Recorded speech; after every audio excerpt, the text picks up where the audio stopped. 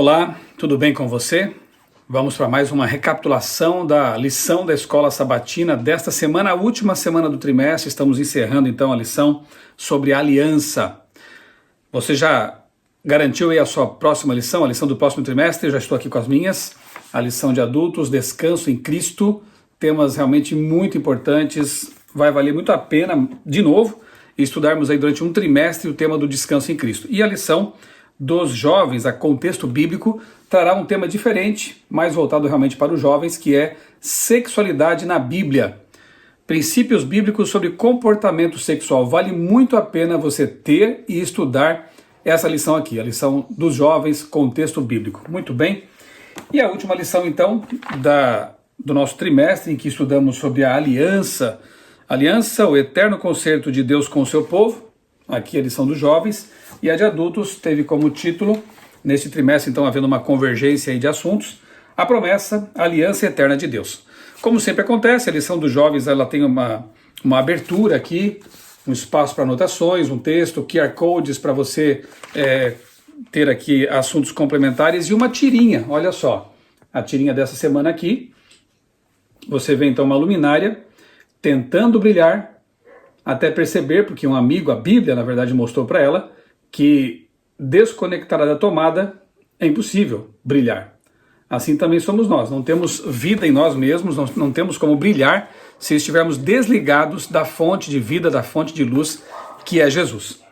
A lição dos adultos, a vida na nova aliança, começa com um verso que é realmente muito especial e diz assim: eu vim para que tenham vida e a tenham em abundância. João 10, verso 10. A lição ela mostra durante toda a semana que, na verdade, crer na aliança envolve não apenas uma esperança futura, não apenas aguardar alguma coisa que vai acontecer no futuro, a concretização dessa aliança, mas também ter a aliança, fazer parte dessa aliança, dessa relação íntima com Deus, altera, afeta nossa vida neste momento, no presente. E é por isso que Jesus diz assim, que eu vim para dar-lhes vida em abundância, não apenas viver. Algumas pessoas, infelizmente, apenas existem, não sabem de sua herança, de sua origem nobre, criados à semelhança de Deus, não sabem que estão aqui com um propósito e também não sabem que o futuro nos traz luz e esperança, porque tem que ver com a volta de Jesus e a recriação deste mundo de pecado, a transformação da terra novamente no paraíso perdido. Então, eu já começo dizendo para você que quando eu fiz essa aliança com Deus, lá nos anos 90, quando eu tinha lá meus 18 para 19 anos, a minha vida realmente mudou. Tudo se encaixou em minha vida. Eu entendi realmente que havia um propósito para eu estar aqui e um futuro maravilhoso à frente. Era a primeira vez que eu ouvia falar de volta de Jesus, segunda vinda de Cristo. E como foi bom saber disso, porque é óbvio que ao observar os esforços humanos ao longo da história, nós percebemos que tudo que o ser humano tem feito não está surtindo efeito no sentido de resolver definitivamente nossos problemas. Tudo que temos feito e lutado para conquistar não está resolvendo nossos problemas. Na verdade, lá nos anos 80, 90, havia muitas expectativas com relação ao ano 2000, tínhamos muitas esperanças e, de repente, aí somos surpreendidos por uma pandemia. Somos mais uma vez confrontados com nossas limitações, com os problemas que há neste mundo decaído, neste mundo de pecado. E o pecado se alastrando pelo mundo, depravação, violência, mentira, assassinatos e por aí vai. Como é bom ter essa esperança que nos vem da aliança com Deus, as promessas da Bíblia. Bem, a lição 13, então, que tem como título a vida na nova aliança, diz que os que entram pela fé na relação de aliança podem desfrutar das bênçãos, recompensas e dons aqui e agora. Não é porque nós temos como adventistas uma esperança escatológica, que nós sabemos que Jesus vai voltar, que nós não podemos já sonhar com coisas aqui neste momento, aqui nesta vida mesmo. Ter aspirações, sonhos, lutar por eles e desfrutar das bênçãos que vêm dessa relação com Deus. Então, o bom do cristianismo é isso, que nós temos uma promessa que tem que ver com a nossa vida momentânea, nossa vida neste momento, e ela aponta também para a vida futura, eterna, com o nosso Deus. Um dos resultados dessa aliança com Deus é a alegria. E eu gosto de lembrar que a alegria é um dos gomos do fruto do Espírito. Você lembra de Gálatas capítulo 5? O fruto do Espírito é amor, paz, bondade, benignidade, temperança e alegria também está ali. Portanto, a pessoa que vive em comunhão com Deus, que tem o Espírito Santo na vida dela, ela vai sentir essa alegria que existe, mesmo que as coisas estejam complicadas, mesmo que o mundo esteja desmoronando, nós temos a alegria de saber que pertencemos a um Deus todo-poderoso e amoroso. Nós temos a alegria de saber que esse Deus prometeu que Jesus vai voltar e vai voltar. É uma coisa quase inexplicável, não é verdade? Você saber que a situação é triste no mundo, saber que há muitas coisas trágicas acontecendo, mas que mesmo assim temos motivos para nos alegrar. E o principal deles é realmente Jesus em nossa vida e o fruto do Espírito promovendo em nós, o Espírito Santo promovendo em nós, desenvolvendo em nós esse fruto maravilhoso, o fruto do Espírito. O texto principal da lição de domingo é 1 João 1,4, que diz assim: escrevemos essas coisas para que a nossa alegria seja completa. Olha que interessante, João destacando aqui a alegria completa. Existem alegrias incompletas, então? Eu diria que existem felicidades momentâneas, prazeres passageiros. Agora, e eu falo disso porque, mais uma vez, eu me reporto à minha própria experiência, quando eu não era um cristão de fato, não conhecia as verdades da palavra de Deus, não havia entregado minha vida totalmente para Jesus, eu tinha momentos de felicidade, sim, com meus amigos, nas festas de que eu participava, enfim, nesses momentos pontuais. Certa vez eu ouvi uma cantora cristã dizendo assim, que antes de conhecer Jesus, ela tinha momentos de alegria numa vida triste. Depois que ela conheceu Jesus, ela passou a ter uma vida feliz com alguns momentos de tristeza. Faz toda a diferença, não é verdade? Aqui a lição destaca um pensamento, né, que muitas vezes a gente mesmo fala isso, e é verdade, que fé não é sentimentalismo, fé não é sentimento, que não devemos basear nossa fé em sentimentos. Sim, é verdade, mas, contudo, temos que nos lembrar que nós somos seres sentimentais, digamos assim, emocionais, como seres humanos. E claro que as emoções estão envolvidas também na nossa conversão, na nossa vida com Jesus. Então, embora a fé seja uma convicção profunda, independente do que estejamos experimentando em termos de sentimento, nós temos que ter a certeza das coisas que nós cremos, os sentimentos também estão envolvidos e Deus sabe disso, porque nós somos seres emocionais. Então, para que a nossa alegria seja completa, e a nossa alegria só pode ser completa quando andamos realmente com o Deus da alegria, com o Deus que nos dá essa alegria verdadeira, que não depende de coisas, de momentos, de substâncias, é uma alegria que brota de dentro, é uma alegria que Deus implanta em nós. Finalzinho da lição de domingo diz assim: João desejava que as pessoas soubessem que aquilo que tinham ouvido sobre Jesus era verdade. Ele o tinha visto, tocado, sentido, ouvido, abraçado. E que, portanto, também podiam entrar em um relacionamento alegre com seu Pai Celestial, que as amava e que havia se entregado por elas por meio de seu Filho. Ninguém melhor do que João para realmente afirmar que a vida com Cristo é totalmente diferente.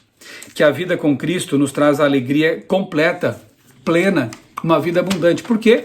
Porque João experimentou isso aqui na terra e depois também, obviamente, pela habitação do Espírito Santo na mente e no coração dele.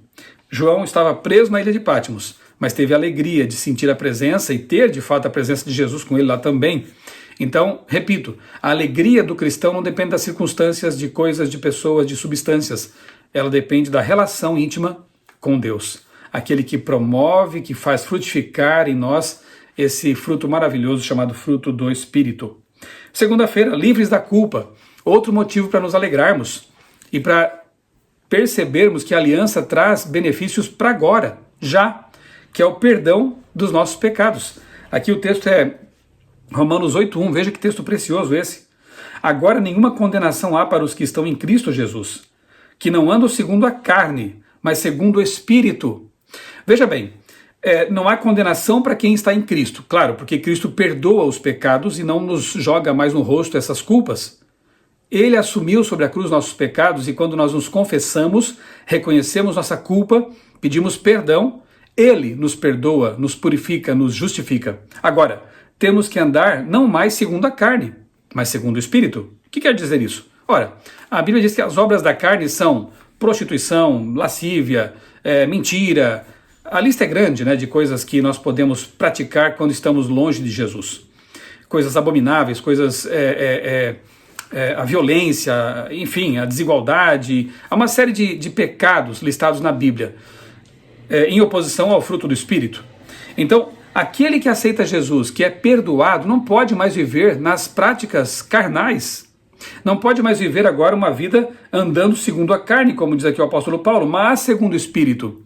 E o Espírito nos leva à santificação, à santidade, a buscar mais as coisas de Deus, a ter em nossa vida o fruto do Espírito e não as obras da carne. Então isso é muito claro, não tem que discutir sobre isso, né? Uma vez que nós estamos em Cristo e fomos perdoados, nós temos que andar em novidade de vida, uma vida alinhada com a vontade de Deus. É como aconteceu com aquela mulher surpreendida em adultério. Jesus a perdoou, a restaurou e depois disse, vá e não peques mais. Pior é o caso do homem que estava com ela e fugiu ou foi ocultado, enfim, porque quando se saiba, não houve perdão para ele. Pelo menos não está relatado isso. Mas a mulher saiu dali perdoada, justificada, purificada.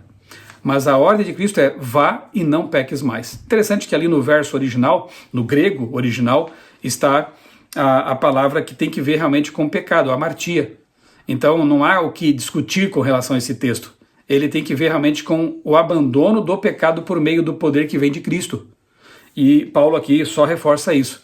Aqueles que aceitam Jesus como Salvador, aqueles que aceitam o perdão que vem de Cristo, eles passam a viver no Espírito. Uma vida de santidade, não mais na prática das coisas carnais, naquilo que a Bíblia identifica como sendo pecado. Muito bem. Como os seguintes versos nos ajudam a entender Romanos 8:1. Vamos ver aqui João capítulo 5, verso 24, se você tem sua Bíblia aí perto, eu quero convidá-lo a ler comigo. João capítulo 5, é a pergunta 2 da lição de segunda-feira. João 5, 24. Também pede para ler aqui Romanos 3, 24, 2 Coríntios 5, 21. Como isso aqui é apenas uma recapitulação, eu imagino que você já deva ter lido aí em casa quando você estudava a lição da escola sabatina. E é importante estudar todos os dias a lição. A lição traz aqui um texto, né, por dia, é uma página apenas, não é muita coisa, que nos leva a ter contato com a palavra de Deus. Então faça um plano mesmo na sua vida de não só ter a lição, mas estudá-la diariamente. Isso faz bem, isso nos aproxima de Deus e nos ajuda nessa caminhada no Espírito em oposição às obras carnais, da carne. João 5, 24, o texto diz assim: em verdade, lhes digo que quem ouve a minha palavra e crê naquele que me enviou tem a vida eterna.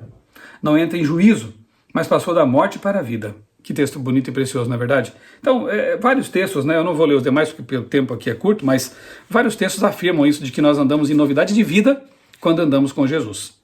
Quando Satanás sussurrar aos nossos ouvidos que somos maus, que somos pecadores demais para ser aceitos por Deus, podemos dizer o que Jesus fez quando Satanás o tentou no deserto.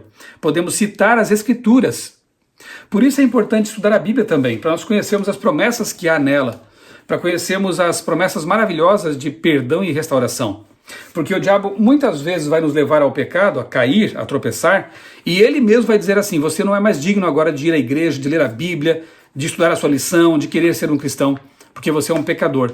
É exatamente nesses momentos em que caímos que precisamos correr para os braços de Jesus.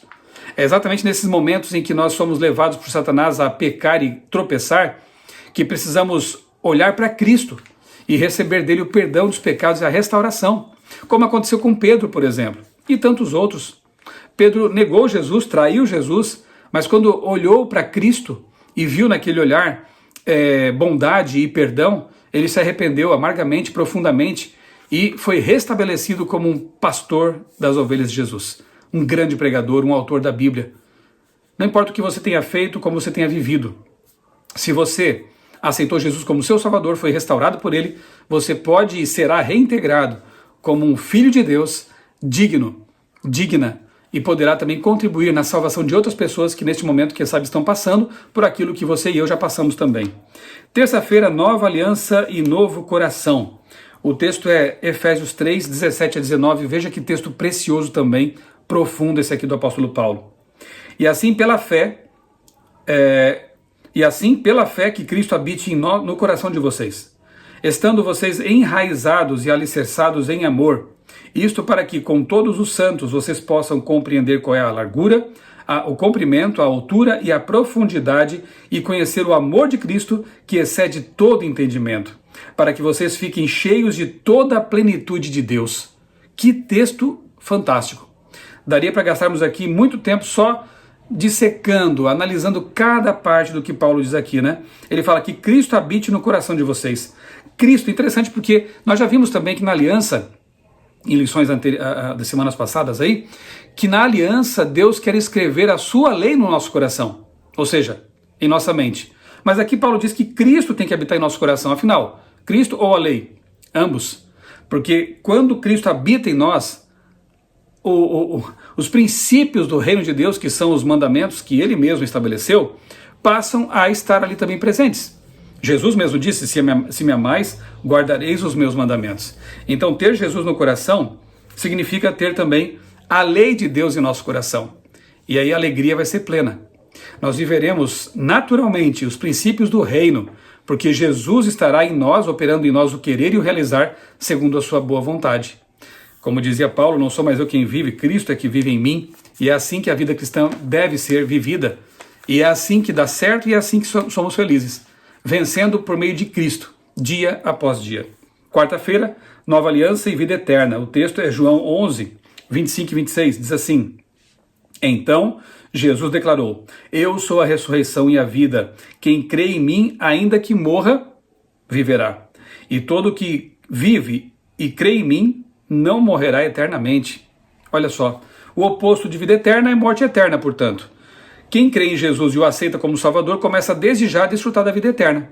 Digamos que eu não morra antes de Jesus voltar. E eu espero que Jesus volte logo mesmo, não sei se eu vou morrer ou não, mas enfim, se eu estiver vivo, quem sabe fazendo parte dos 144 mil que estarão de pé, vivos, aguardando a volta de Cristo, a minha transformação vai ser de um piscar de olhos, como diz o apóstolo Paulo também, tanto em 1 Coríntios capítulo 15, como em 1 Tessalonicenses capítulo 4, que a nossa transformação vai ser num piscar de olhos. A minha morte e ressurreição serão rápidas, ao passo que aqueles que já morreram estão inconscientemente aguardando a volta de Cristo. Só vão ressuscitar e recobrar consciência quando Jesus voltar e ressuscitá-los. Então, se você aceitou Jesus agora, não importa se você vai morrer a primeira morte aqui, a morte comum, digamos assim, ou se você vai permanecer vivo até a volta de Cristo, a sua vida eterna já começou agora. Não é maravilhoso pensar assim? Que quando nós aceitamos Jesus como Salvador e vivemos uma vida de comunhão com Ele, nossa vida eterna começou já. Porque duraremos para sempre, ainda que haja uma pequena interrupção pela morte ou uma transformação bem rápida por ocasião da volta de Jesus, mas a vida eterna começa agora, porque ela começa com Jesus, que é a vida eterna. Como é bom saber disso, né? Então nós temos uma dimensão presente e uma dimensão futura. A presente é a certeza de que em Cristo, independentemente do que aconteça conosco, nós temos a vida eterna. E a dimensão futura é a efetivação realmente da promessa, quando Jesus voltar e nos dar de presente um corpo imortal, glorioso. Paulo diz isso lá em 1 Coríntios capítulo 15, né? Que este sangue, esta carne, ou seja, esse corpo pecaminoso, não pode herdar a vida eterna, mas nós receberemos, tanto os mortos que ressuscitarão, quanto os vivos que terão essa transformação, nós receberemos de Deus um corpo semelhante a este, porque, claro, vamos nos reconhecer, mas um corpo que excede nossa imaginação, com certeza. E diz a Bíblia que ele será revestido de imortalidade, de incorruptibilidade, portanto agora somos mortais, somos corruptos, mas um dia seremos revestidos dessas qualidades maravilhosas para viver para sempre nesse corpo, longe dos apelos do pecado, longe das tentações, porque não haverá mais um inimigo para nos tentar, nenhuma inclinação para as coisas do mal. Nossa luta terá terminado, viveremos em paz para sempre. 1 Tessalonicenses capítulo 4, né, eu mencionei aqui, versos 13 a 17 especialmente, texto muito precioso que diz que ao som da última trombeta, quando Jesus voltar, Miguel, que é Jesus, Miguel vai gritar, vai falar às pessoas, as chamando à vida, que elas estavam mortas. Então esses mortos ressuscitam, depois nós somos transformados e juntamente com esse grupo vamos para o céu encontrar Jesus nos ares. Portanto esse texto é muito claro 1 Tessalonicenses capítulo 4, em dizer que o arrebatamento não é secreto, como alguns ensinam por aí, ele vai ser visível e não vai acontecer antes da volta de Jesus, vai ser na volta de Jesus, que será gloriosa, também não vai ser secreta, como alguns por aí também ensinam. É só ler o texto com atenção, que ele é muito claro. 1 Tessalonicenses capítulo 4, versos 13 a 17. Ele resolve essas questões. Por meio do Espírito de Cristo, é por meio do Espírito que Cristo habita em nós, e o Espírito de Deus recebido no coração pela fé é o princípio da vida eterna. Ellen White disse isso em Desejar as Nações, página 388. O Espírito recebido pela fé é o princípio da vida eterna. Começa aqui, começa já, vida abundante. E quinta-feira, nova aliança e missão. A lição fala sobre sentido para viver. Você tem um sentido para viver? A sua vida tem sentido? O texto é Mateus 28, 19 e 20, a nossa missão e uma promessa maravilhosa que Jesus faz aqui. São palavras de Cristo. E ele diz: vão e façam discípulos de todas as nações, batizando-os em nome do Pai, do Filho e do Espírito Santo, ensinando-os a guardar todas as coisas que eu tenho ordenado a vocês. E eis que estou com vocês todos os dias até o fim dos tempos. Amém. Como é bom saber dessa promessa de Jesus em Mateus 28, 19 e 20, de que na missão, durante a vida aqui, enquanto estivermos aqui aguardando a vinda dele, ele estará conosco todo o tempo, por meio do Espírito Santo que habita em nós e nos guia, nos repreende muitas vezes, nos aconselha, é o nosso paráclito, aquele que está do nosso lado para nos defender.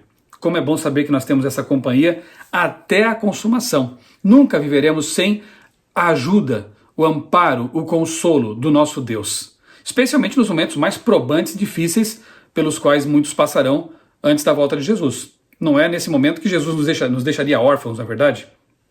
E o sentido para viver aqui fala de missão, né? A pregação do Evangelho a outras pessoas é uma obra que produzirá resultados para a eternidade. Será que pode haver uma missão mais importante para dar sentido à nossa vida do que compartilhar um conhecimento e uma pessoa que nos salvou, que pode, de fato, salvar outros e garantir-lhes a vida eterna? Tudo que nós fizermos aqui, em termos de boas ações, e isso é requerido de um cristão, será natural para um cristão, mas são coisas que têm prazo de validade.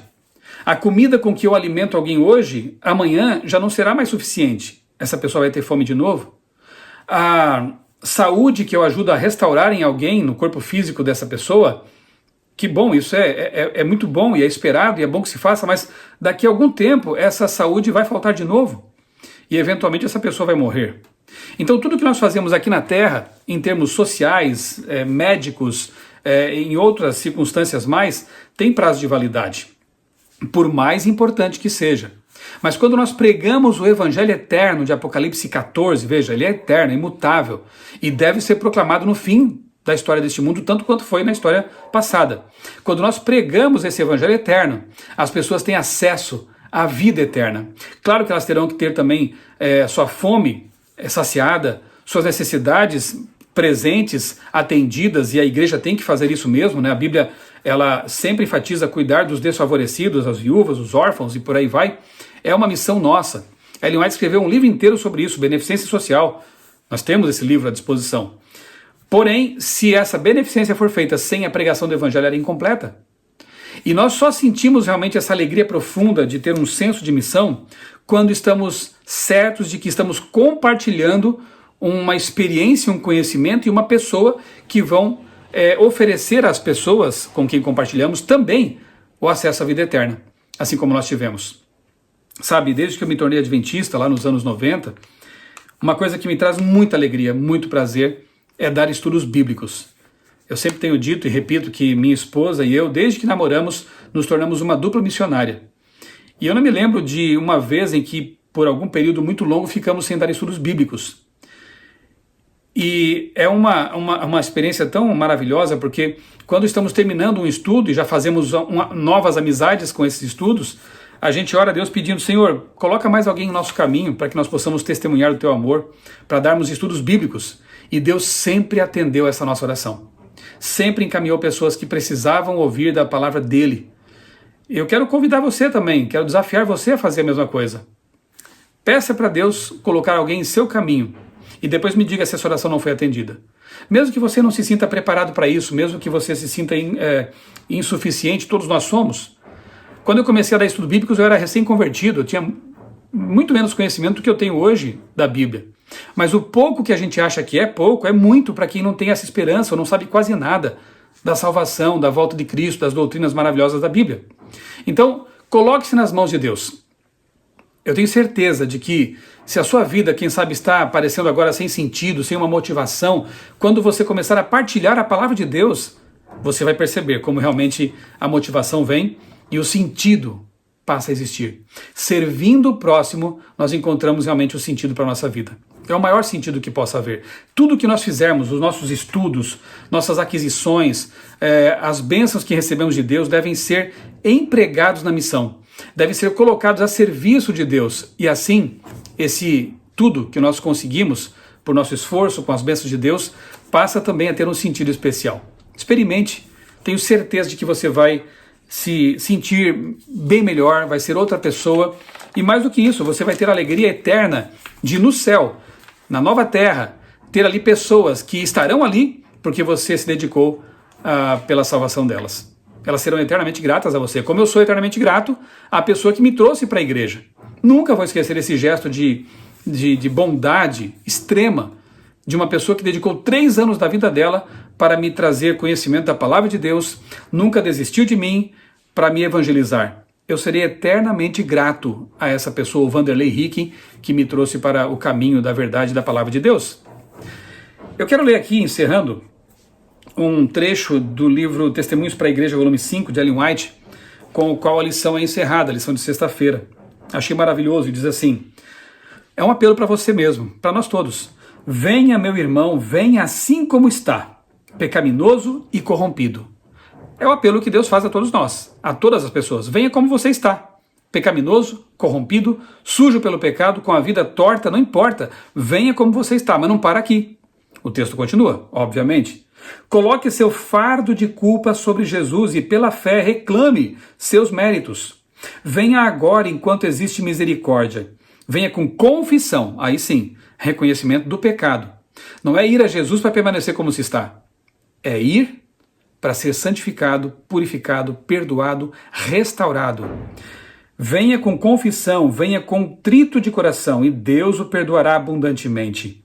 Não se atreva a menosprezar essa oportunidade. Ouça a voz da misericórdia, que agora insiste com você, para erguer-se dentre os mortos, a fim de que Cristo lhe conceda luz. Cada momento agora parece ligar-se diretamente com os destinos do mundo invisível. Então, não deixe que seu orgulho e incredulidade o levem a rejeitar ainda mais a misericórdia oferecida. Caso contrário, você será deixado a lamentar-se no final. Passou a cega, findou o verão e nós não estamos salvos. Jeremias 8, verso 20. Aproveitemos essa oportunidade maravilhosa que Deus nos concede de ir a Ele como estamos, para ser transformados naquilo que Ele quer que nós sejamos. Aproveitemos que a misericórdia ainda existe. Estudamos mais uma lição da Escola Sabatina durante 13 semanas. O que foi estudado aqui, essas experiências, esses momentos, ficaram no passado. Vem aí uma nova oportunidade, uma nova lição que trata sobre o descanso em Cristo. Aproveite essa oportunidade. Vem aí mais uma lição, a dos jovens, sobre sexualidade. Como a Bíblia nos apresenta esse assunto tão bonito e como ele foi desvirtuado por Satanás. Estudar esse assunto é muito importante. Aproveite as oportunidades de colocar sua vida em conformidade com a vontade de Deus, mas não se esqueça de que é Ele mesmo quem nos dota de poder, que nos habilita para viver segundo a sua vontade. Vamos orar? Amado Deus, bondoso Pai, muito obrigado, Senhor, por essas lições da Escola Sabatina que a igreja nos oferece, esses temas tão importantes que nos ajudam nessa aproximação com a Tua Palavra e, portanto, num alinhamento com a Tua vontade, com os princípios da Tua Palavra. Nós entendemos que assim fazendo nós somos mais felizes, somos mais plenos, temos uma vida mais abundante. Nós queremos neste momento, aqui encerrando a lição deste trimestre, refazer, reforçar, reafirmar nossa aliança contigo, de um relacionamento de salvação e de santificação. Pai bondoso, mantém-nos preparados para a vinda de Jesus que se aproxima. É o que nós te pedimos, agradecidos em nome dele, do Senhor Jesus Cristo. Amém. Grande abraço para você, até semana que vem com a nova lição. Já não deixe de estudar essa lição, com certeza serão temas muito preciosos que vão nos encher de alegria, de esperança, de conhecimento da palavra. Estude. Semana que vem estaremos aqui mais uma vez para a recapitulação da lição. Um grande abraço, que Deus abençoe você, a sua vida e também a sua família.